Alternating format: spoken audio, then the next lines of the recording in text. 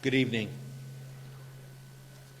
Welcome to the 21st Annual Thomas Timothy Smith, MD Lecture. Thank you for being here and helping us with this important evening. Addressing Healthcare Reform, Reality, Myths, and Distortions, and What It Means to You is our title tonight. Jennifer Carter, Director, Healthcare Access Program for Nebraska Appleseed, and Dr. Richard O'Brien, University Professor here at Creighton University, will present the facts on the Affordable Care Act of 2010 and how it addresses many of the problems now facing U.S. healthcare with respect to access, quality, and cost. I am Father Andy Alexander, the Vice President of University Ministry and the Director of the Collaborative Ministry Office here at Creighton. I will moderate the discussion tonight. First, I would like to introduce our special guest, Mrs. Thomas Timothy C.C. Smith. C.C., would you please stand?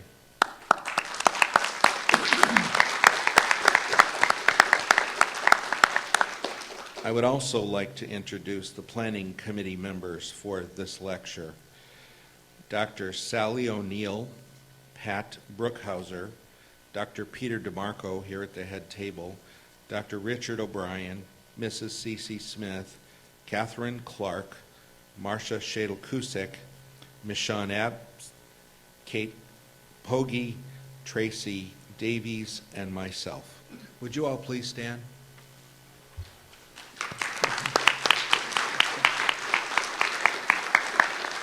This health forum is sponsored by Creighton University School of Medicine and the Boys Town National Research Hospital.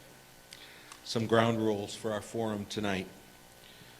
Each presenter will provide a 20-minute presentation. We will then open the floor for questions. You are provided question cards, and there are more if you need them. Please write your questions on these cards and pass them to a student who's now bringing them up to the table for the panel members to read and for myself and Dr. DeMarco to look through. As moderator, I will state the questions and ask the speakers to respond. I will try to keep the question and answers moving so that we can have as many questions as possible in our time. We will alternate between question cards and questions from the audience microphones. Following the public forum, you are invited to join the speakers at a reception just outside the auditorium and in the adjoining room 2066 when we finish. And you all received an evaluation form as you came in. We would be very grateful if you could give us your evaluation of the forum tonight. Jennifer Carter is Nebraska Appleseed's Director of Public Policy and the Healthcare Access Program. As the lead organization for Nebraska's Healthcare for America Now coalition, Appleseed has been actively engaged in national healthcare reform for over 2 years. Jennifer and Appleseed have also worked extensively on children's healthcare, particularly the reauthorization of the state children's health insurance program in Congress and improvements to Nebraska's Medicaid and children's health insurance program, Kids Connection. Jennifer also works on Medicaid reform in Nebraska and small business health care. Jennifer earned a BA from Columbia University and received her JD from Boston University School of Law. Prior to joining Appleseed nearly 7 years ago, Jennifer was in private practice as an attorney in New York. Dr. O'Brien is a graduate of the Creighton University School of Medicine and trained at Bellevue Hospital in New York and the University of Wisconsin. He served in the Army at Walter Reed Army Institute of Research. He was at the University of Southern California from 1966 to 1982. He was the director of the USC Norris Cancer Center when he left, to become Dean of Creighton School of Medicine, a position he has held from 1982 to 1992. As Vice President for Health Sciences, he established the Center for Health Policy and Ethics in 1985. He was a consultant on the Hagel Healthcare Reform Commission from 2006 to 2007 and is co-chair of the National Medical Association Health Care Reform Task Force. He has described the Affordable Care Act of 2010 to numerous university and community audiences. Could I ask Jennifer to come up for her presentation first? Thank you very much for coming, and I just want to say I'm very honored to be here and that I was asked to participate. It's something we've been working on at Appleseed for several years now, and I've had the great pleasure of working with Dr. O'Brien on this for just about that entire length of time, and so it's really a pleasure for me to be able to do this with him. I was asked to give a brief top-line summary of what is in the bill, and I will attempt to do that in 20 minutes and use my fast-talking skills when necessary, because this is a bill that has a lot going on in it, but I think we can get to the basics this evening. So, to start, the Patient Protection and Affordable Care Act was signed by the President on March 23rd of this year, so we just celebrated the 6-month anniversary. But actually, health reform is two bills. It's the Patient Protection and Affordable Care Act and the Healthcare and Education Reconciliation Act, which is where they included a few tweaks to the Patient Protection and Affordable Care Act. And together, that is what makes the law. So for those of you who are actually interested in reading it, you would go to the Patient Protection Act and likely need to refer to the other bill to see what was amended. The Affordable Care Act is referred to in a million different ways at the moment, and it seems like there's no consensus. So you may hear it as PPACA, PACA, ACA, the ACA. I don't really like any of them. If forced to, I've started using PPACA. So if I need to during this presentation, I'll do that. But you can feel free to choose whichever one you want. Seems like nobody likes one in particular. One thing that I think is important for people to know to start off is that really reform under this law continues to be based in our employer-based system of health insurance in this country. And that was a big part of the debate. And there was a concern about moving away from that because people wanted to keep the insurance that they had and didn't want to be faced with any concerns about losing that. And so what the law did is work off of that. And it continues to ask shared responsibility from the main players in that system. So the government has some responsibility, employers continue to have responsibility, and individuals have, to some extent, even more responsibility than we've had previously. So it really tries to spread it around. In terms of just quickly the impact of health reform, it's estimated that this will reduce the number of uninsured by 32 million by 2019. 24 million people expected to obtain coverage through exchanges, which we'll talk about, and 16 people enrolled in Medicaid. And just to be clear, those numbers don't add up to 32 because there's some people who may move in between those two programs. And this is just some figures on what the impact is estimated to be in Nebraska. And actually, I think what's helpful about this, sorry, I'm going to push this up a little, is that I think this sort of helps us understand what some of the problems were that were identified for so long in our healthcare problem. People being denied coverage for pre-existing conditions, people not being able to afford coverage, people on the verge of bankruptcy as a result of medical debt, which we've heard quite a lot about. And so, the hope is that this will begin to address some of those main problems.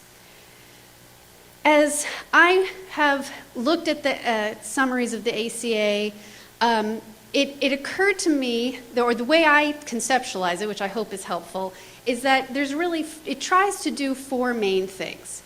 It tries to look at how do we improve how people find and access coverage, and that includes the kind of information they're getting to make those decisions. How do they afford coverage if they find it? once they find it and they're trying to pay for it, how do we make sure that that system is fair and they're getting some real value for their dollar? And then how do we make changes to our delivery system, which is really necessary to begin to control costs, to make improvements in the system and continue to make it affordable? Quickly, a few things that just came into place less than 2 weeks ago on September 23rd, on the 6-month anniversary of the signing, and that's how the bill was written, that within 6 months these would come into effect. For new plans, children can no longer be denied coverage for pre-existing conditions, and the hope is that this will help a lot of children with chronic conditions like asthma, diabetes, things that they may not have had coverage for before. It bans copays and out-of-pocket costs for preventive care and immunizations in, again, new plans. So you may need to wait till your renewal for this to become effective and for your plan to be considered new, but more and more plans will become new as the years go on. It prohibits lifetime benefit limits in all plans, and it extends dependent coverage to age 26 in all plans. And sometimes I joke, I'm sure parents see this as a mixed blessing, that you can keep your kids on your insurance, which is great, but then who's going to help pay for the premium? But the thing is, you get to continue your family coverage, which is very good. And actually, it's regardless of marital status, as long as that person under the age of 26 does not have access to employer-sponsored coverage in any other way. And insurers cannot drop you when you get sick, and this is rescission, which I think was less of an issue that we heard about in Nebraska, but in other states was a really significant issue where somebody would be diagnosed with an illness and insurance companies would say, look back at your history, and it was literally for things like acne, and say, if you had only told us you had had acne, we never would have issued you this policy and we're rescinding it. And now you have no coverage when you've just been diagnosed. And so they've toughened the laws on that as well. So, to go back to the 4 things that the law does, in terms of accessing coverage, people will continue to access coverage through their employers, as they do now, and the vast majority of our very large employers in Nebraska offer employee coverage, health benefit coverage, but a lot of our just about a quarter of our smallest businesses, which make up about a little over 60% of the businesses in Nebraska, either can't afford or are not able to offer it. So that we won't really talk about employer coverage, that will remain, but the 2 other places that people will be able to access coverage are the creation of exchanges, and that's a really important part, a key part of the law that I'd like to spend a little time on, and the expansion of Medicaid. Oops. So, what is an exchange? An exchange is essentially a new organized marketplace where people will be able to access standardized information and a variety of plans where they can purchase coverage. The idea is to have it be an apples-to-apples comparison. So when I've got 3 Blue Cross plans that I'm looking at and 2 United Health plans, they're actually telling me the same thing. So I really know what checkups they're covering, what would they cover in terms of inpatient hospital stays, things like that, so I really understand what I'm getting for my family. The exchange will also, the products will have to meet certain standards, and the exchange itself will offer certain consumer protections. Essentially saying, if you're going to come sell in my market where there's going to be, the potential for 50 million new customers, you're going to have to abide by these rules. Exchanges will be open to individuals and small businesses with up to 100 employees. That will begin to open up as the years go on, but initially what they were trying to do is solve the problem of the most expensive coverage that is found in the individual market, and also for small businesses who really struggle to afford coverage. The exchange is also the sole entry point for receiving tax credits, which we'll talk a little bit more about when I talk about affordability, but that is where you get them. And as I mentioned, the exchange will have strong consumer protections. There's really actually 2 exchanges, one for individuals, one called the shop exchanges for small businesses, but they can be combined, and that's a choice the state will need to make. The states can choose, and they'll need to decide this soon, or within probably the next year or so, if they truly are going to plan this on their own, whether they're going to operate a state exchange, create a regional exchange. So do we want to talk to Iowa and Kansas and Missouri and say, do we want to pool our resources and literally pool our insurance market? Or we can just leave it to the federal government to set up an exchange in Nebraska. So the state actually just, you may have seen, was awarded $1 million in a state planning grant to look at what kind of exchange would work best in Nebraska and begin to make that decision. And as we go forward, there will be additional funding to create that exchange, which eventually needs to be set up so that it'll be self-sustaining as we go forward. So there will be, the plans offered in the exchange will have to have essential benefits. Those regulations have not come out from the federal government yet on what essential benefits are. But what they're talking about are basic things. Are you going to cover mammographies or not? Are you going to, things like that, well visits, immunizations, stuff like that. And the exchange has to offer 4 different plans with different actuarial values, which really just has to do with what's your out-of-pocket cost going to be on these. So some people call them the precious metal plans. So, and there is a possibility to offer a catastrophic plan to individuals under 30. These are the individuals that I actually think it might have been in the law for a little while that are referred to as the young invincibles. So the folks that we hear about from 18 to even 34 who are not really able to often afford coverage and often don't think they need coverage, but then they're the ones where if something catastrophic happens, that's the uncompensated care that helps to drive the costs in the system. So that's a way to hopefully get more people covered. The other major way that people will access coverage is through a Medicaid expansion. So Medicaid will be expanded to all individuals under 65 to incomes up to 133% of the federal poverty level. Sometimes you may see 138 mentioned. That's because there is a slight, what they call a disregard of your income, so you may be able to actually make a little bit more. This is a huge change for Medicaid. Not only is it a huge change in Nebraska because our eligibility level is quite low for adults here, but childless adults will now be eligible, and I think that's something not a lot of people know about Medicaid. It's certainly something I didn't know at first.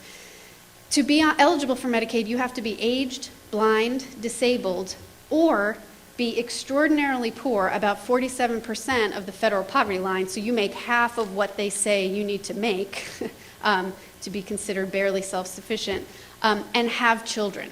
And so it wasn't just that if you were poor, you can access Medicaid coverage. So this will open up coverage to many, an estimated maybe 80,000 or a little more people in Nebraska, and it's, we hope, going to be very helpful. The federal government will pay for this newly eligible population. Will pay 100% through 2017, and then it will scale back each year until about 90% going forward. As part of this, because they want to keep providers in, they're also going to increase provider payments in 2013 and 2014 to 100% of Medicare payments. Medicaid reimbursements much lower than Medicare. I think there's some, debate about whether even that's satisfactory, and what do we do after 2014? Well, that will definitely have to be addressed because this is a big issue in terms of maintaining meaningful access to people on Medicaid and making sure they have doctors to go to.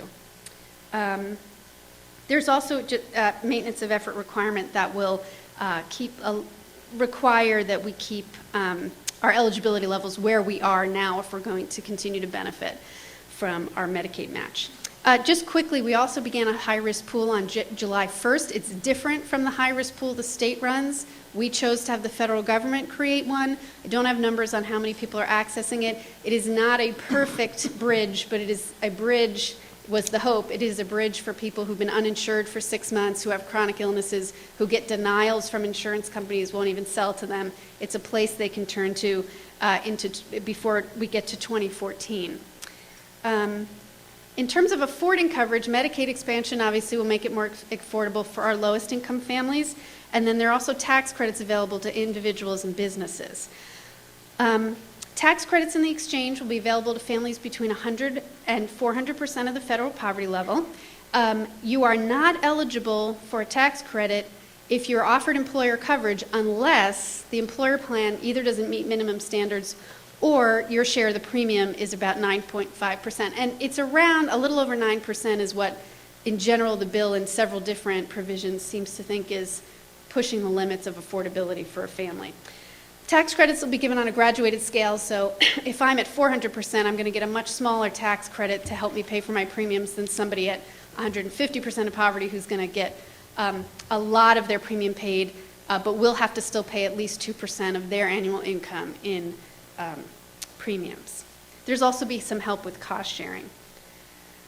Small businesses will also, and actually are eligible now for tax credits. This program has already started. It's not up to the level it will be in a year or two, but right now if you have 25 employees or less and annual wages of less than $50,000, and you already are contributing 50% to the total premium cost of your employees, you can access tax credits. And what the employer gets is about you can get up to 35% of the amount that the employer pays towards the premium right now, and that's going to go up to 50%. This is actually also available to nonprofits, but it's at a smaller, you get a smaller tax credit because of your already nonprofit status. But the hope is that this will help some employers who are on the brink of not being able to offer coverage to keep offering it. So we talked about employer responsibility too, and government responsibility, individual responsibility. The employers with more than 50 employees who do not offer coverage but have a full-time employee who receives a premium tax credit in the exchange will be assessed a fee. But it's $2,000 per full-time employee after you exempt the first 30. Similarly, but it's a little bit different, employers who are offering coverage but still have an employee who receives premium tax credits will be assessed the lesser of $3,000 for the employee offering receiving the tax credit, or $2,000 for each full-time employee. And the point here was just that to not incentivize employers to drop coverage and send all their employees to the exchange to get tax credits. And so we were a little bit concerned about this provision that you only pay for the employee who goes and gets tax credits, because we didn't want that to affect hiring practices, but I think that will that you might not want to hire somebody who you think is going to be low income and access a premium tax credit, but that remains to be seen. Just quickly also, there's a free choice voucher, which is basically if I am offering coverage that to an employee and it's really still unaffordable for them and they're under 400% of poverty, I can give the employee this voucher, and the employee gets to go to the exchange and say, can I get a better deal for the same amount of money that my employer would be paying for the coverage he's offering me? Can I find a better deal in the exchange? And this is interesting too. If you have more than 200 employees, you have to automatically enroll your employees in coverage. So hopefully I know I'm going to run out of time here, so I'm flying by. Individual responsibility. This is the mandate. The so-called individual mandate. The goal of this was to broaden the risk pool and really make sure that all of us are buying coverage now and that insurance is working as it traditionally worked, which is I may be healthy now, but I know someday I'm going to be sick, so I'm paying into the pool now while you may be sick, and then in that sense we're all pooling our resources for that reason. And it keeps me from, if I get into real trouble, that uncompensated care that may result in an increase in all of your premiums, I'm sort of taking responsibility for that. It requires only U.S. citizens and legal residents to have qualifying health coverage, and this is because non-legal persons without legal status are not eligible for tax credits. So they have no means of finding affordable coverage, so they're not subject to the mandate. The penalties are, some people say minimal. So I guess it'll depend. This is going to ramp up to this amount, $695 per year. Or 2.5 of household income. And I think this remains to be seen if we've struck the right balance to really incentivize people to get coverage, or the concern is, well, wouldn't somebody just pay $700 a year so they didn't have to pay whatever it would be, $7,000 for an annual premium? And I think that's a question that we'll have to see how this plays out. And I also think there's some question as to whether, to the extent people can find more affordable coverage than they were able to find before, I think to some extent you may see people who find it's willing to pay for the premium because they'd rather have insurance coverage even if their tax penalty would be less. This will be enforced through the tax system. So on your taxes, you will verify that you have coverage or not and pay the penalty. There are some quick exemptions for the individual responsibility, including religious exemptions, undocumented persons, incarcerated persons, folks like that. And if you don't have enough income to file a tax return, then you're exempt as well. Quickly, in terms of providing coverage that actually gives you value, and some additional insurance reforms, I mentioned the ones that went into effect a few weeks ago. These are ones that are going to go into effect mainly in 2014. The prohibiting denials of pre-existing condition coverage will go into effect in 2014 for everyone. So anyone like me who has something that somebody's considered a pre-existing condition really frees us up a little bit to move jobs if we need to and get different coverage if possible. It will change what insurers can look at when setting premiums, and this is a big deal for certain populations, including women. They can no longer look at health status, and they can no longer look at gender. And women are generally charged higher premiums because of maternity, C-sections, things like that, and so they can't look at gender anymore. They can look at age at a 3-to-1 margin. Our friends at AARP were really hoping for 2-to-1 because this is going to affect people between 55 and 65 the most who are not yet eligible for Medicare, but they're likely maybe have some illnesses now or pre-existing conditions or chronic illnesses that are facing them, and they may pay quite a bit more than I would pay or at this point. Geographic area, it's generally been looked at. Family composition, that's family coverage versus single, and tobacco use actually will also be looked at. What's called the medical loss ratio is another benefit. It requires insurers to use 85% of premiums on medical claims in the large group market and 80% in small and individual markets. Medical loss ratio has been around for a while, and interestingly, 15 years ago or so, insurers had really high medical loss ratios. They were using most of our money on medical claims, and it's nosedived since then. And so this was a part of the bill that that consumer groups felt was really important. And the issue now is defining medical loss ratio, and the Association of Insurance Commissioners has been tasked with creating the regulations on what counts. Like, there's apparently, this is not counting as medical care, but there's been a big debate about whether insurance broker fees should be counted as paying for medical care. Things like that, what administrative expenses actually go to providing care or quality care. And so most people seem pleased with what the insurance commissioners have done, and I think a final vote is coming up soon, and then it'll be approved by the Secretary of HHS. And then there's guaranteed issue and renewability in 2014. This means you can't deny me the way people sometimes get denied when they've had chronic illnesses. There'll be a limit actually on you prohibits annual limits. So for somebody with chemotherapy payments or hemophilia, chronic illnesses, the removal of the lifetime limits is extremely helpful. They don't cap out of insurance policies. But this will actually also be equally important for folks who are just getting serious treatment in any particular year. It will also create, as I mentioned, a standard benefit plan for all new policies, and it will eliminate waiting periods more than 90 days. And then quickly, I won't go through all these, but in terms of quality improvement, there's lots of opportunities in this bill for pilots and demonstration projects, and they kind of opened it up to have people try and states try as laboratories on quality improvement in different ways.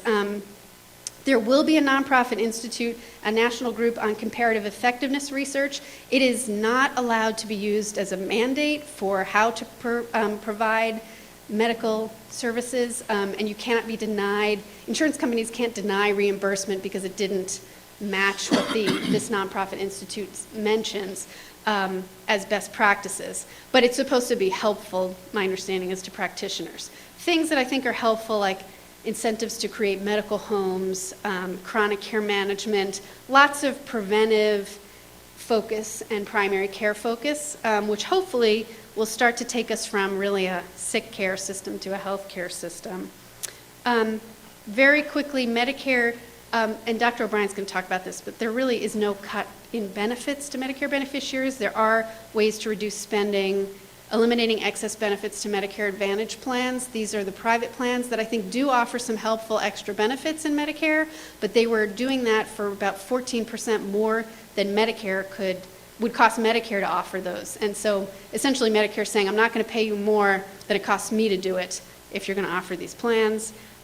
More efficient payment systems, reducing waste, fraud, and abuse, and we've heard more and more about this lately, people setting up pharmaceutical shops, and they're there for a couple of weeks, and then they're gone, and they've built Medicare for a bunch of money, and now people don't get their prescriptions. So they're trying to crack down on more of those. Also, starting next year for people on Medicare, there will be no copays or deductibles for beneficiaries for your wellness visits. So that's helpful. It is slowly closing the donut hole, which is the issue of you have Medicare coverage for your prescription drugs, then you cap out and you fall into what they call the donut hole, and you have to pay, I think it's at least $4,500, which many seniors cannot do. And until you climb back out of the hole, and they'll start covering your prescriptions again. And so they're starting to offer some payments, and they're going to start reducing, actually by 50%, the cost of drugs, of brand name drugs next year, and generics, and that'll keep reducing so that when you're in the hole, it'll start to eliminate the hole, because when you're in the hole, you won't be spending as much money. And Dr. O'Brien's really going to cover the financing, but really, the way we paid for this is savings and programs and taxes and fees. So taxes on capital gains and income and investments, and this is the kind of thing Warren Buffett often talks about. Why do I pay a smaller percentage in taxes than my housekeeper does? Because he doesn't have earned income. She's got earned income, and that's what's taxed and at the higher rate than capital gains. And so things like that, a new tax on unearned income, as I mentioned, a tax on the very, very high value insurance plans, which concerned a lot of unions, and we'll have to see how this works and when it goes forward, but that will be taxed as well. So I've already taken, I think, a little bit more than my 20 minutes, so hopefully I didn't talk too fast, but that's a basic overview of, I think, the main provisions, and I'm really looking forward to a lively discussion and hopefully correcting any confusion if I've confused anyone with my fast talking. So here are some they're not up anymore, but there are some helpful websites if you're interested in finding out more. Thank you very much. I think a lot of us recognize that there is a good deal of confusion and misunderstanding of what the recently passed legislation includes and doesn't include. And so I'm going to address what health care reform, what the Affordable Care Act is not.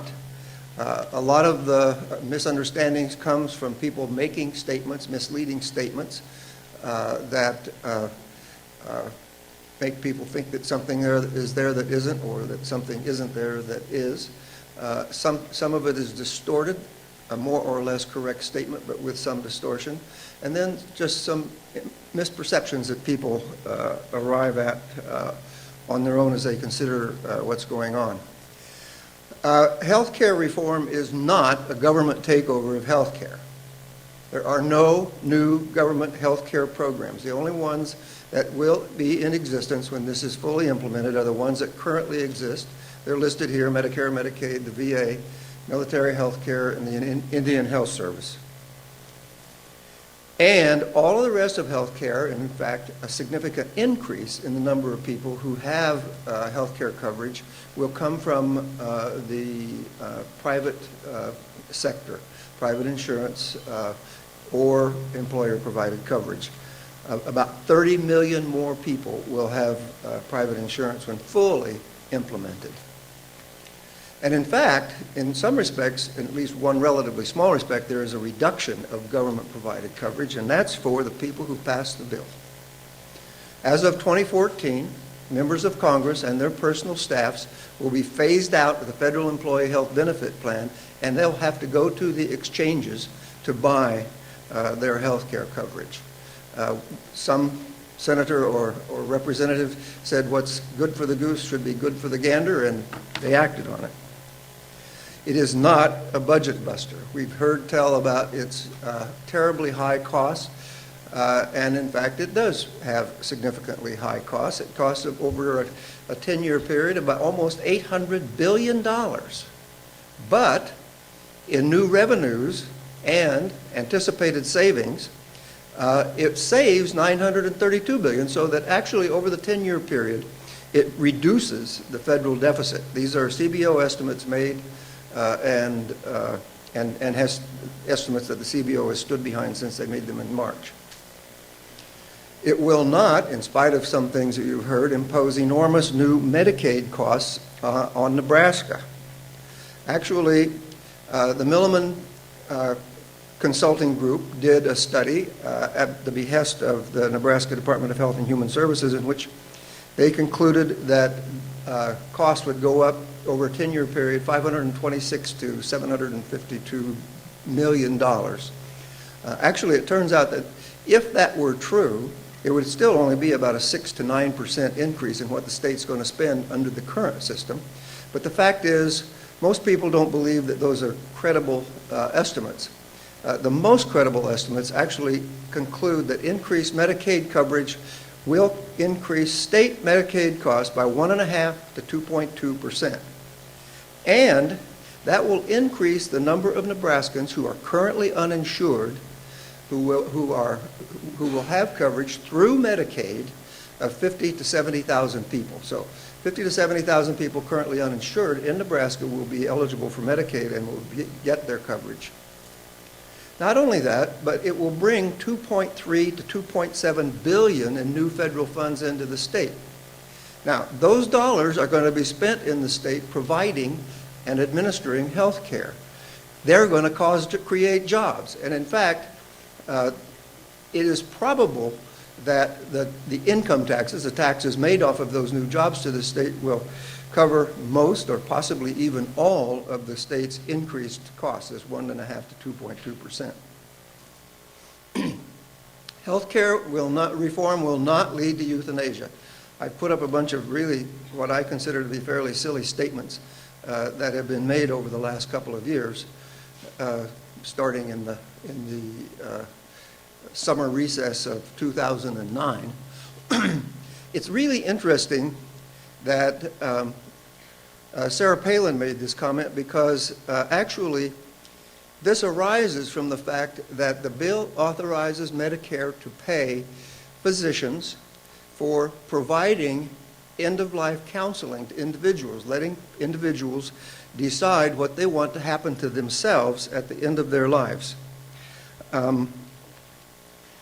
It's actually a way to pay for a bill that the Congress passed with big bipartisan support in 1990, the Patient Self-Determination Act, and that hospitals have been required to implement since that bill was enacted.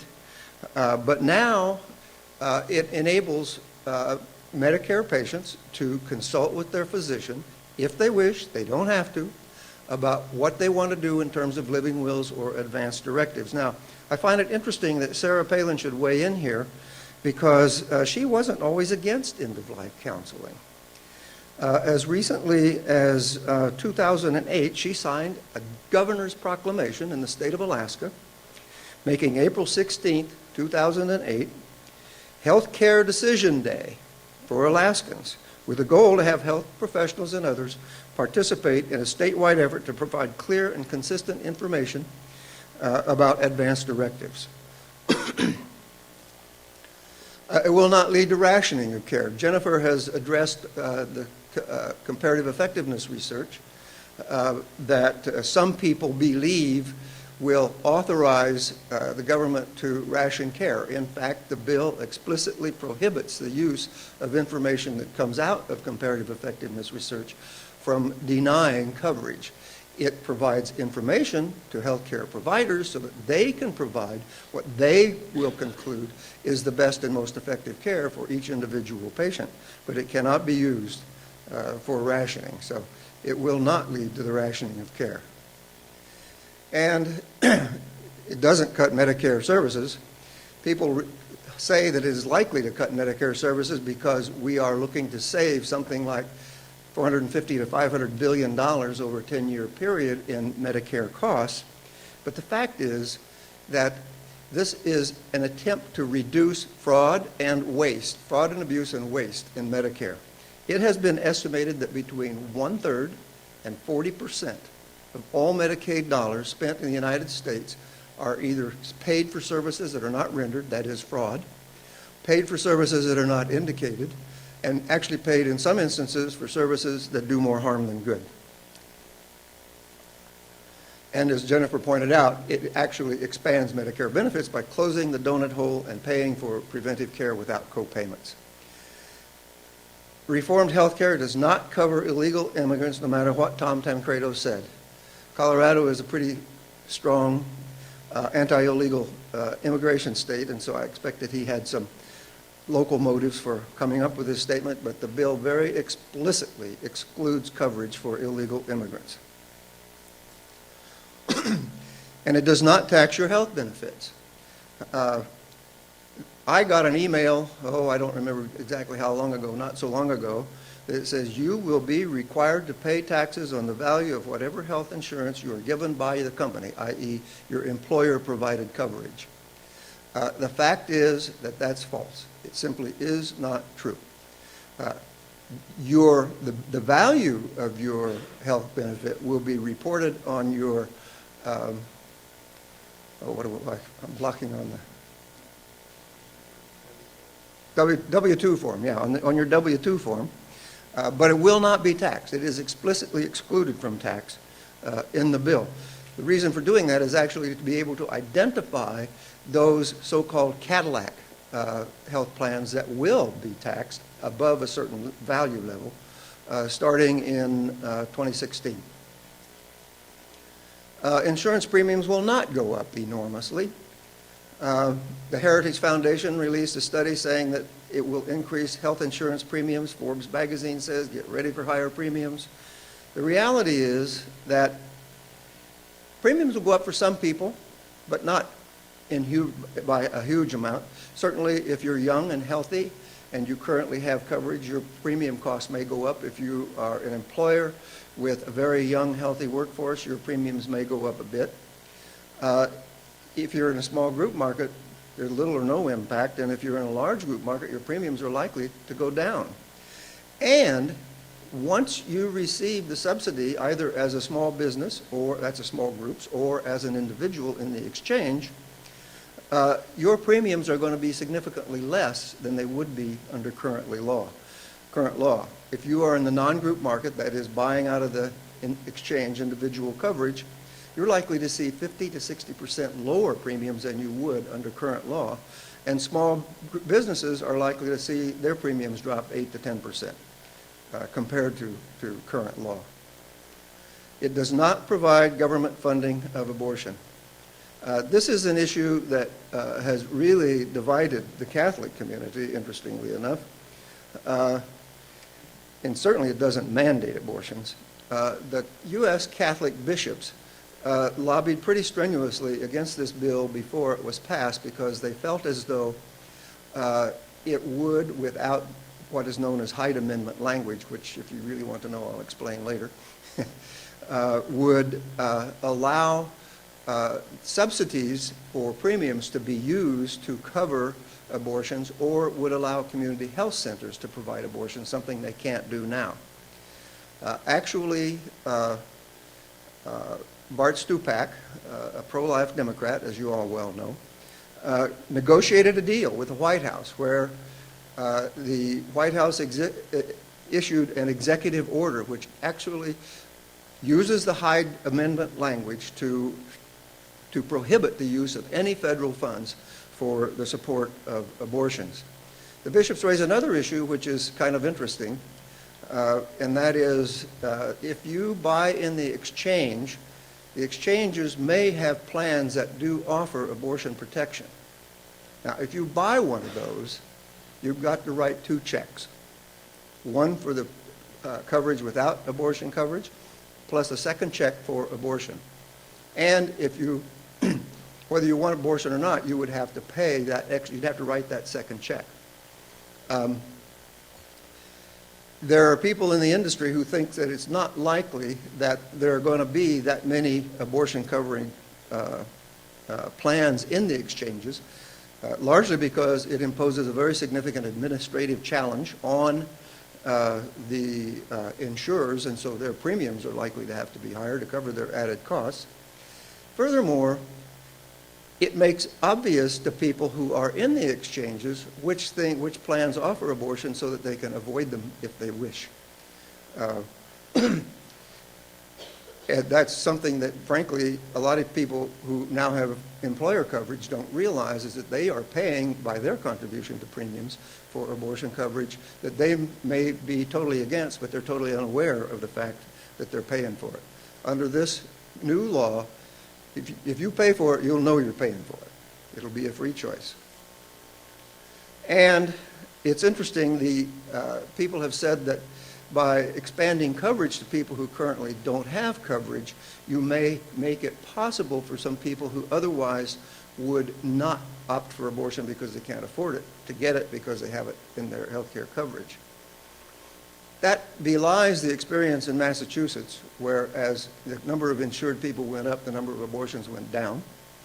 And it also belies the experience in Western European nations where abortion is perfectly legal, but where universal coverage results or has resulted in significantly lower abortion rates in those countries than there are in the United States. And Cardinal Hume, I think, sums it up. He made this comment to T.R. Reid, a journalist.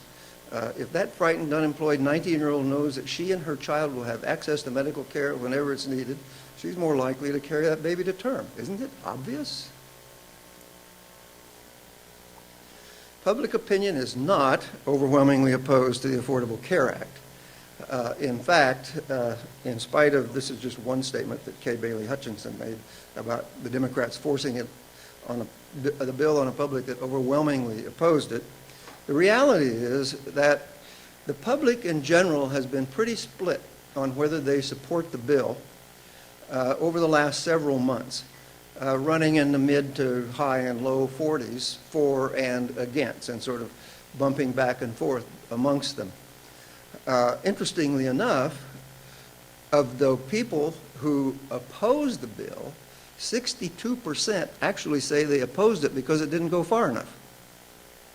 It didn't go far enough, not because of what's in it, but because of what's not in it. So a majority of people in opposition want more, not less.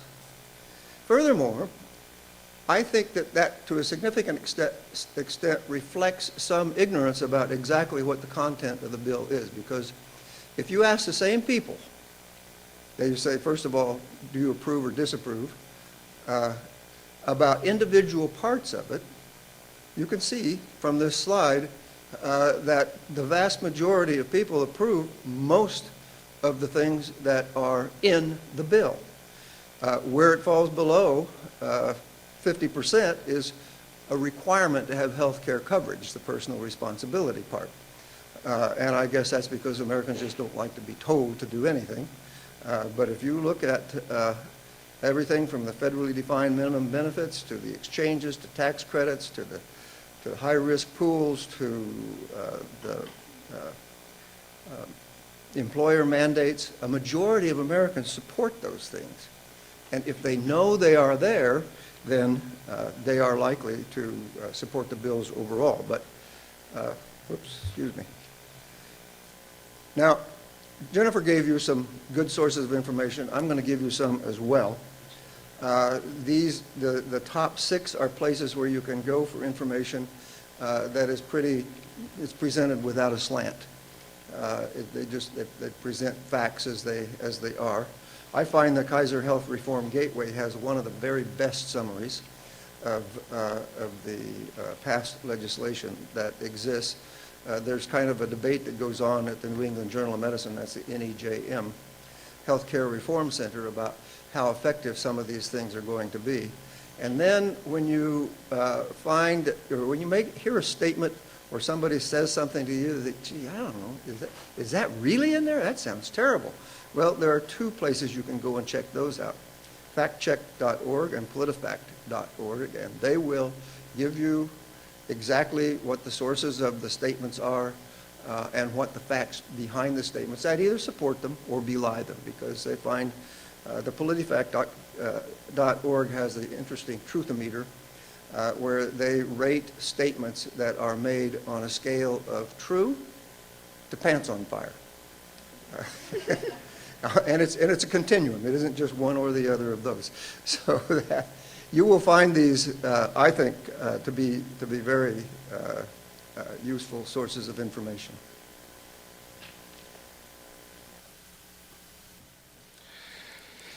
We have a challenge here with question period. We're going to try to go for a while here and see what we can do. We'll alternate between the microphones and the printed questions. The first question I have here is for Jennifer. What cost controls are to be in place? Please be specific. Where is the government control? So many say that is that there's this takeover by the government of healthcare. What aspect of government control are there? Thanks. Okay, good questions. In terms of cost control, I think largely it comes in the form of these programs and incentives for moving more towards primary care and preventative care in Medicaid, in Medicare, and mainly piloting them in those types of programs. And then also in things like, removing the cost of copays from wellness visits. And I think the hope is, it's preventive care that isn't just wellness visits and immunizations, it's also mammographies and colonoscopies and things that the hope is when you've got 25% of Nebraska women over the age of 50 who haven't had a mammogram, that if they know that it won't cost them, will they go and get it done? And that way we're getting that kind of preventative care that helps reduce more acute costs when issues are not addressed when they should be. So I think that's one of them. But a lot of them are going to, and maybe Dr. O'Brien has a better answer, but I think a lot of them are going to be in these, what they call demonstration projects and pilot programs, and come out of this national refocusing on preventive care. I read an interesting article. I recommend it to everyone.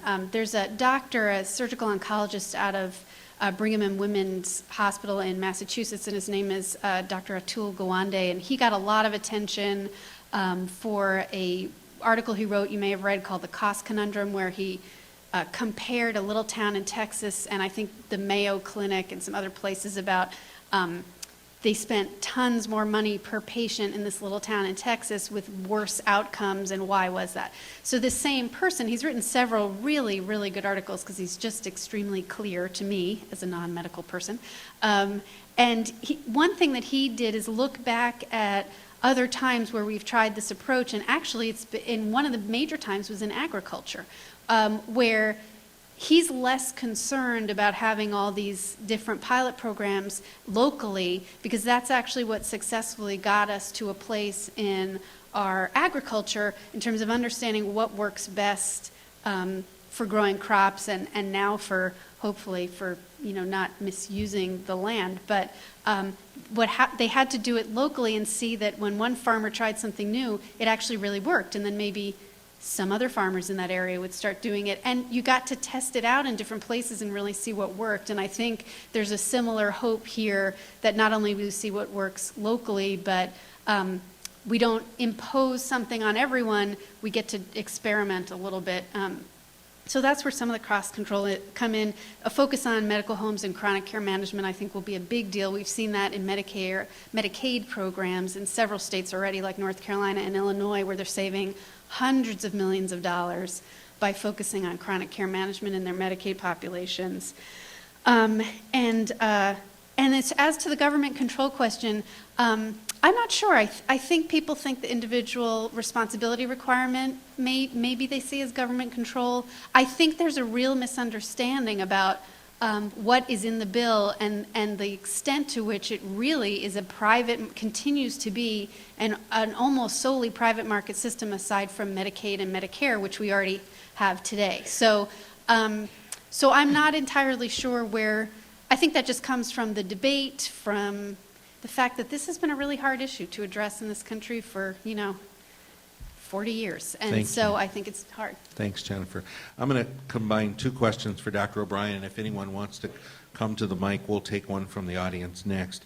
Dr. O'Brien, here's two questions about physician shortage. Are physicians going to leave the profession because of this? And the other is about will there be a decline in reimbursements to hospitals, and what will the impact be on Omaha hospitals?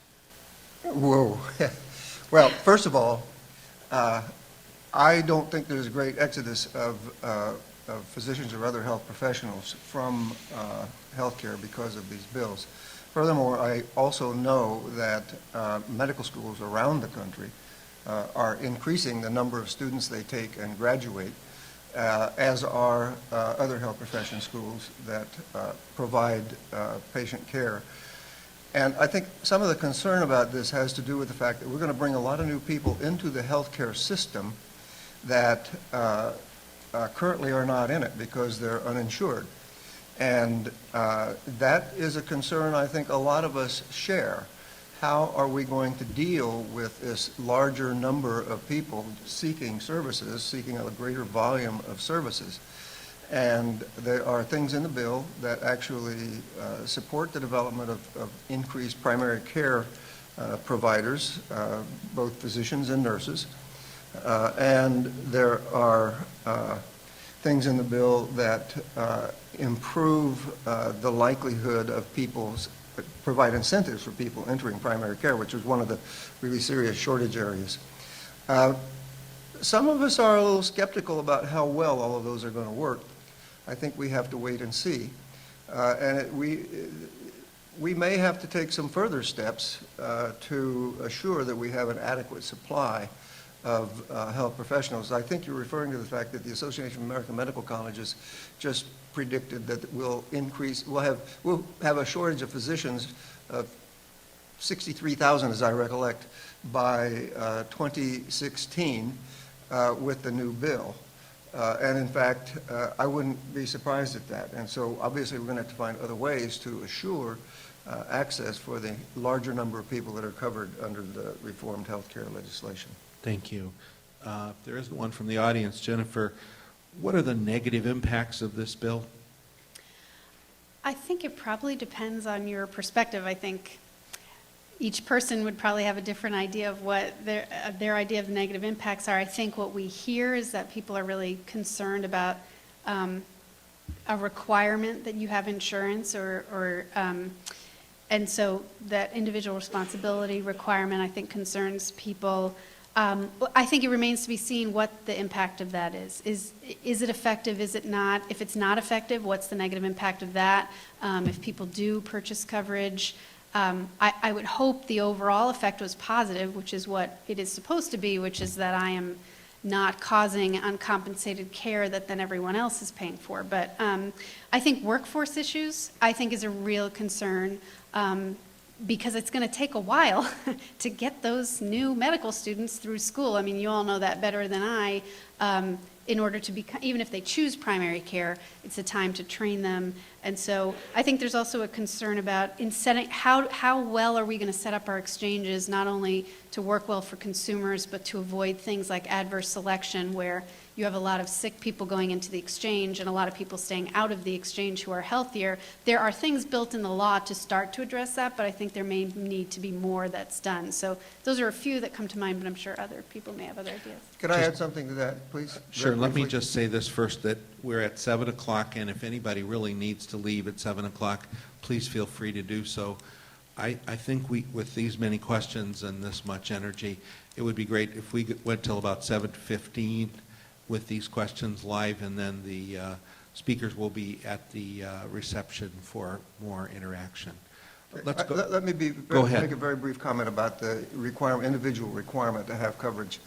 Actually, I don't know if most of you are aware that the insurance company, although they've taken a lot of grief from various people, actually supported the passage of this bill. The insurance industry did. And the reason they supported it, or one of the conditions of their supporting, is because in order for health insurance to work, If they are required to insure all comers, then everybody's got to be in before they get sick, because that's the only way you spread the cost of illness. Let me just ask you, if you knew that Blue Cross Blue Shield had to sell you a policy when you got sick, and you get chest pain and you're in the ambulance going to the hospital, and you're going to whip out your cell phone and call Blue Cross Blue Shield and say, I want a policy right now, and you're required to sell it to me, that's why the requirement is necessary. Please, your question. Okay, know that I'm addressing you with as much due respect as I can muster. As a consumer who has had to deal with Medicare before, Medicaid, because I was leaving a domestic violence situation, I want to know, can I be assured of the quality of the health care I'm going to be receiving? Because frankly, I was not impressed with the health care that my kids received at that point in time. And then also, my concern, you say that this is not going to be a government takeover, but who is not going to buy into exchanges? Because we all know people want tax credits. We're all hurting. And so if you guys could address those for me, it would put my mind at ease. Thank you. Thank you. Take the last half. Sure. Let me make a quick comment about the concern over quality. Actually, concern over quality is something that is shared by health professionals across this country. We don't have a wonderful record in the United States of being consistently providing high-quality care. You can get extremely high-quality care if you're in the right place at the right time. But in fact, if you look overall, we have errors and we have preventable infections, a variety of problems with healthcare quality. The bill actually has a number of things in it that address means of trying to improve quality, the reduction of errors, the reduction of preventable infections, and the comparative effectiveness research.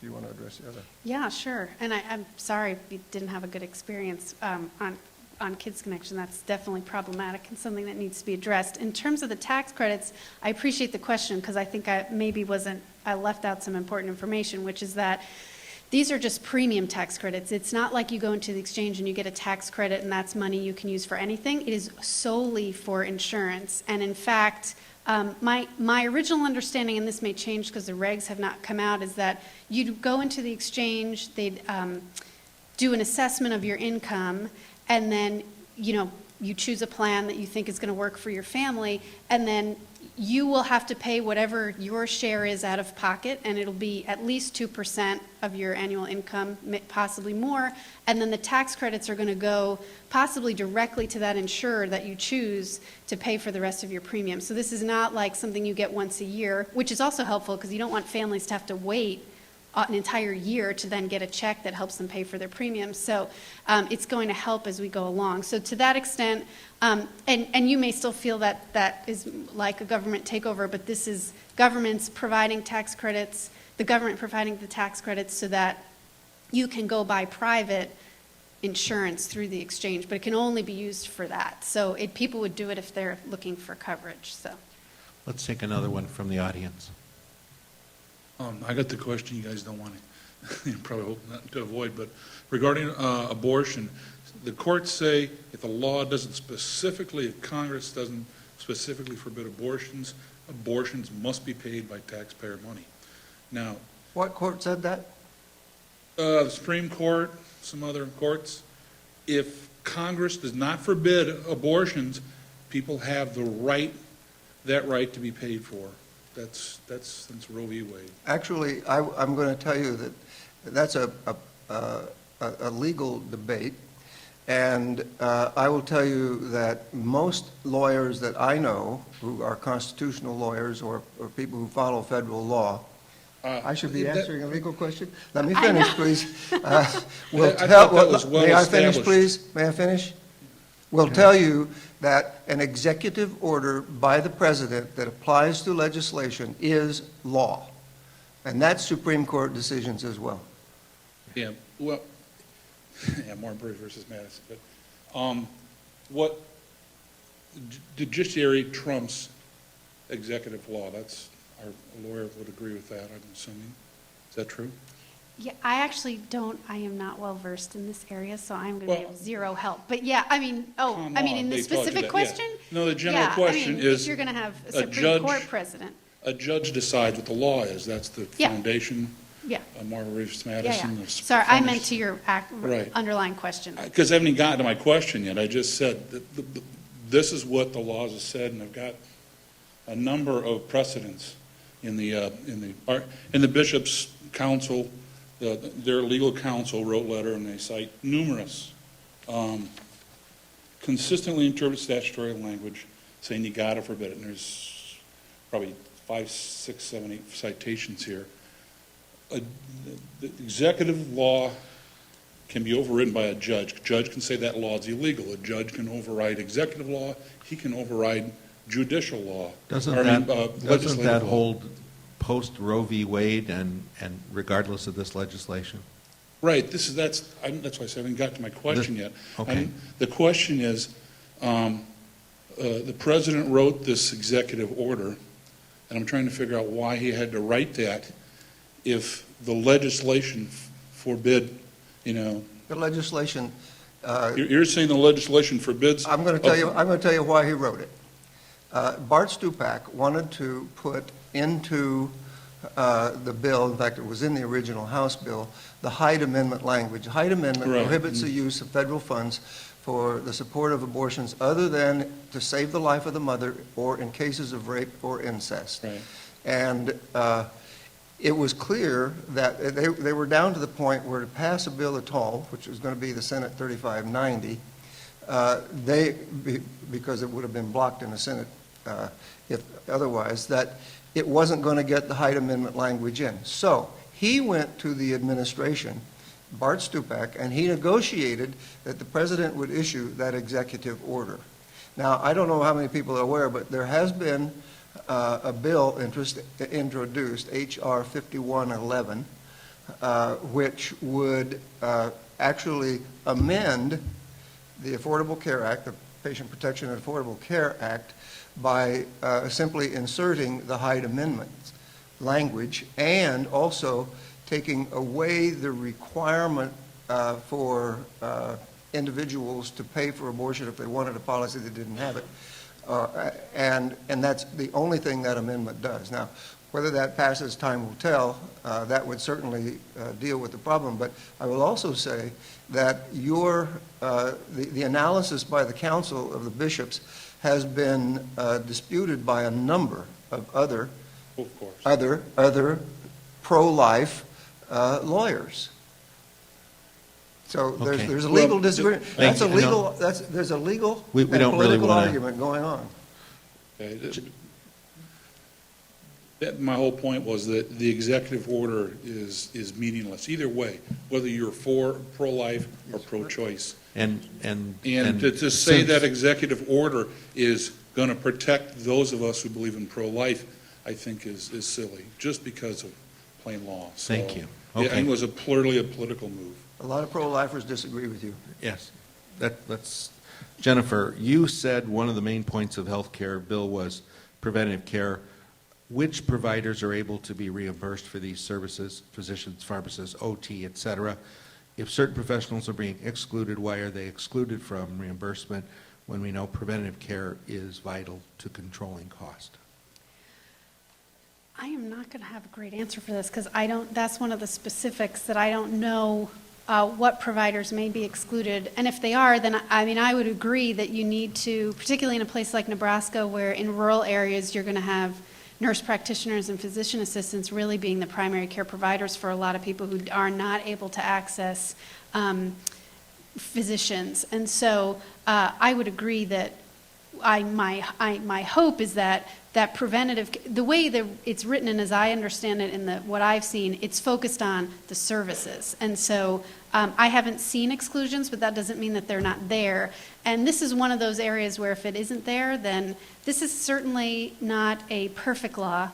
Appleseed happens to think it's a very good law and a good start, but there are all sorts of things that can be improved, and that would be one of the areas I would say would need to be improved, but you may know more. I'm not aware of any exclusion of specific providers for the provision of preventive services. Those things, I think, would be determined by the state laws that determine what services fall within the scope of Yeah. practice of And different who- professions. right, who could offer that So service. that any preventive service would be paid for by Medicare Right. or required to be paid for by insurers, no matter who provided it, as long as it was within their scope of practice. I think, yeah, that's a better answer, because the law really focuses on the service that's going to be reimbursed. Dr. O'Brien, how can a person claim health care as a right? Oh, man. How would you like to take a course? That's a very lengthy, Give us your elevator answer. to do justice, it would take a very long time. I would be brief, no matter how long it takes. Actually, it has been declared a right by a number of organizations, including the United States of America. The United States of America is a signator on the Universal Declaration of Human Rights that was passed in 1948, which declares that access to needed health care to a certain level of an attainable level of health is a fundamental human right. And the reasoning for that might be? Well, there actually, the reasoning is to do, let's go back to the Declaration of Independence. It gives us all the right to life, liberty, and the pursuit of happiness, right? It can very easily be argued that to have those rights, you've got to have access to needed health care. To stay alive, to stay free, to pursue happiness, you've got to be in a reasonable state of health. Furthermore, I will tell you that essentially every important religious tradition that is of any prominence or importance in this country has declared health care a human right, including the United States Conference of Catholic Bishops, who have declared it a fundamental right. But that extends also to Lutherans, to different branches of Judaism, to Methodists, and most of the other religious traditions hold that a right to health care, needed health care, is a basic or fundamental human right. And that it's related to the common good as well. Absolutely. Yes, your question. So I know that you addressed the shortage with more med school spots, but I haven't heard much about residency spots opening, and that's a big bottleneck because if we can't get residencies, we can't be doctors. I'm sorry, I didn't. There's an increase in medical school slots, but I haven't heard anything about increase in residency spots after we're done with our medical education. Actually, they are reallocating. They're reallocating a lot of existing slots. And there is a move, and I think an appropriate move, and time will see whether that is successful, to expand the total availability of slots. That's to a significant extent in response to the Association of American Medical Colleges shortage study, anticipated shortage. And they claim that we're going to be graduating more students, we're going to need more primary care slots, we're going to need more general surgery slots. So it's not enough just to reallocate existing ones, but we're going to have to create new ones to cover the expanded population. I think that's probably going to be a part of the tweaking that we see as we go on into the future. Jennifer, this is a factual question. How might the new bill affect people retiring before age 65 and not yet eligible for Medicare until age 65? One of the main ways is, and this won't be till 2014, but is the prohibition on pre-existing condition denial. So when we were doing our work on the law as it was being passed, we heard from, one thing I keep saying is we just, everybody had a healthcare story. I mean, everybody's been touched by this in some way. And there were a fair number of people who were sort of hanging on till they could get into Medicare, because at this point in their lives, they had had something happen where they had what was considered a pre-existing condition, and if they lost a job, they couldn't find coverage. And so, I mean, just were denied by insurers. So I think that's one of the main things that will help. Hopefully, for your middle and moderate and lower income families, the tax credits will help those Americans at that age. But I think it's the pre-existing conditions and the preventative care without copays and things like that that will allow people to continue to get the coverage that they need until they are eligible for Medicare. It's a little after 7:15, so I'm going to ask you to thank our panel for their incredible help in helping us understand this bill.